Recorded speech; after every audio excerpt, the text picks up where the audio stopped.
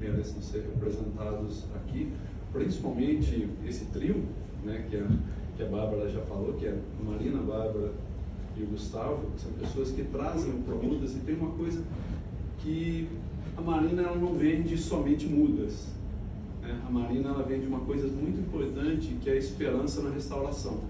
Acredito que grande parte dos viveristas que estão aqui teriam desistido se não fosse pelo tanto que a Marina chega aqui e diz o quanto isso é importante, o quanto vai dar certo. Então, em vários momentos, e algumas vocês vão lembrar de frases como, né, a Marina sempre diz, olha, a gente não é plantador de árvore, a gente é restaurador.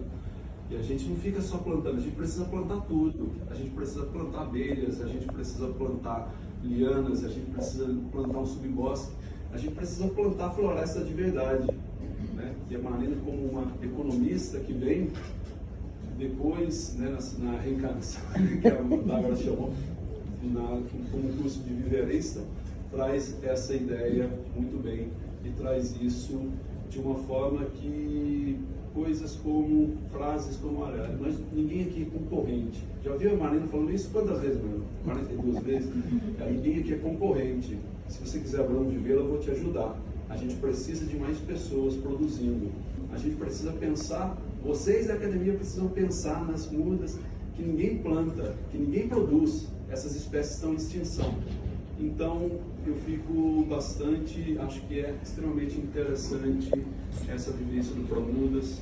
Acho que é bastante importante, essa homenagem é bastante importante que a gente entenda que a Associação de Produtores de Mudas e Restauradoras do Estado do Rio de Janeiro é como se fosse aquilo, né? O produtor de mudas já é o coração da restauração.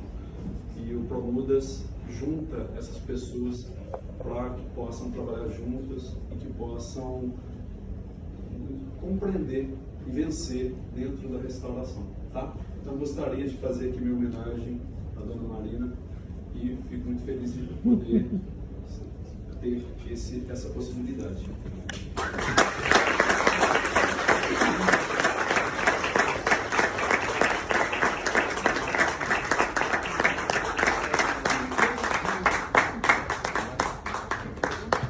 Essa placa é o máximo, né, gente? Professores que estão aqui nessa sala, que são o Gustavo Balri e a Jaqueline, né? De todo mundo que está aqui, que me ajuda muito, eles foram realmente professores. Então, foi uma coisa muito importante. Eu devia apresentar para vocês uma petição de miséria para falar da real situação dos viveiros do Rio de Janeiro, né?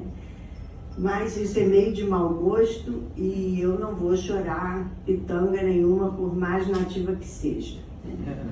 Então eu vou falar um pouco para vocês do que eu espero para o futuro, como que eu estou vendo a ação da restauração no Rio de Janeiro.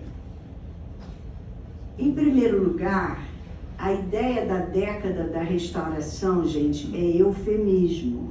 Não existe a década da restauração.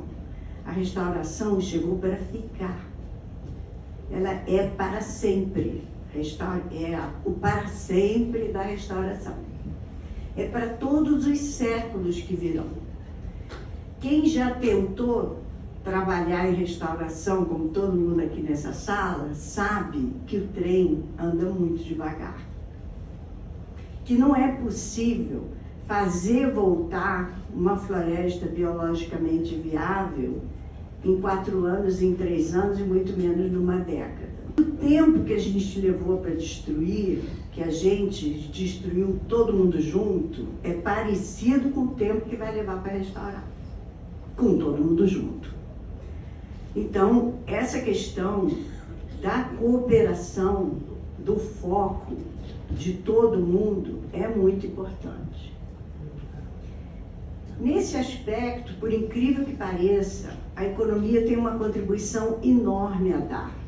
Nós temos experiência de regulação de mercados que funcionam mal de vários modos. E nós temos sofisticado o aparato de regulação. Nós podemos sim estabelecer um ambiente de cooperação. Nós precisamos sim pensar que escala na restauração é muito viveiro, não é viveiro grande, é muito viveiro. São muitas pessoas próximas das suas comunidades, trabalhando junto com as suas comunidades que vão fazer a restauração do Brasil. E do Rio de Janeiro em especial. Depois, a crença de que é perfeitamente possível a gente mudar a nossa regulação. Atualmente a gente tem o nosso Código de Florestas e o CAR. O CAR é um poderosíssimo instrumento que não é implantado por várias razões. Entre elas, a falta de uma regulação que permita colocar os incentivos na direção correta. Quando alguém restaurar uma terra, o preço da terra tem que aumentar, não pode diminuir. Se você tem um preço da terra que diminui quando você restaura, você já pode ver que o sistema de preço não está funcionando, que os incentivos não estão na direção correta. Então, nós temos que fazer esse movimento de uma regulação sofisticada que permita que a gente trabalhe em colaboração. Eu costumava ficar muito orgulhosa quando apresentava as árvores que a gente produz. Nós podíamos, como disse a Bárbara, colocar aqui 600 e hoje em dia eu me envergonho um pouco. Essa ideia de que restaurar é plantar árvore, que recuperar as florestas é plantar árvore, que a gente vai ficar num passo anterior, que a gente vai abraçar a árvore, que isso realmente não resolve nenhum dos problemas. Para mim, hoje em dia, é um novo norte. Nós temos que fazer, como disse o Riquelme, que eu digo, nós temos que fazer tudo. O coletor de semente chega no viveiro com um fruto assim, aí ele fala, o que é isso? Aí eu digo, isso aí é um cipó, Girão. Aí ele fala assim, a paca estava comendo isso. A paca estava comendo isso, então eu quero fazer. Eu quero fazer. Eu não consigo vender as árvores, mas eu preciso vender o cipó. Eu preciso vender o cipó da paca. Eu preciso... Como que essas mudas todas aqui ganharam lacinho? Uma brincadeira interna da Promudas, porque quando eu estava fazendo a apresentação do meu viveiro, plano de negócios, um colega tentou me diminuir, dizendo assim, tá bom, já entendi, a senhora vai fazer muda de lacinho.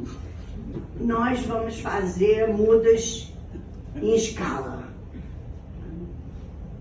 Então, eu entendi que realmente eu ia fazer muda de lacinho, que eu ia dar visibilidade a cada uma das espécies da flora. Agora eu sei que eu tenho que dar da fauna, e que eu preciso dos fungos, e que a gente precisa do subbosque, e que as pessoas têm que comprar cipó. Você vai ter que comprar o cipó. Se não tiver uma regulação que defina o que exatamente vai ser plantado no projeto de restauração antes da licitação, que não faça a licitação de um projeto definido, como a gente faz em todas as outras áreas. Ninguém licita, faz uma usina aí com a tecnologia que você quiser, do jeito que você quiser, e eu vou contratar quem tiver com preço mais baixo. Não é assim. Então, entrar por toda essa metodologia de leilões, toda essa metodologia de licitação, para a gente conseguir chegar num resultado mais promissor. Eu acho que não tem problema nenhum, eu não vejo assim, problema nenhum para uma arrancada de todo mundo junto no trabalho de restauração, porque tem muita tecnologia disponível, não apenas na economia para fazer uma regulação perfeita, como a gente não precisa dar largos passos para que um drone me ajude a coletar semente, ele podia pelo menos ir lá ver se está frutificando, não podia fazer esse favor, não é? A gente pode ter isso, é barato, é relativamente barato, é simples de operar, mas a gente não anda, né? O caminho parece que não se faz. A colaboração entre os viveiros é absolutamente fundamental, porque nós temos que trabalhar juntos, senão não vai haver diversidade genética. Então, o modelo regulatório não pode botar ninguém em competição, né? E todo mundo aqui deve ter consciência que essa luta agora pela restauração é sem volta. A gente precisa atravessar esses séculos refazendo o que a gente desfez, sob os riscos que a gente conhece. Então, a minha mensagem para todos aqui é: retornem vencedores, como diziam as mães de Esparta, entendeu? Não dá para desistir e parar no meio do caminho. Eu adorei receber essa homenagem, lógico, porque sou eu, o Adilson, todo mundo que está na base da cadeia de restauração, que vê para diante que a gente tem que abrir um caminho, né? Muito obrigada.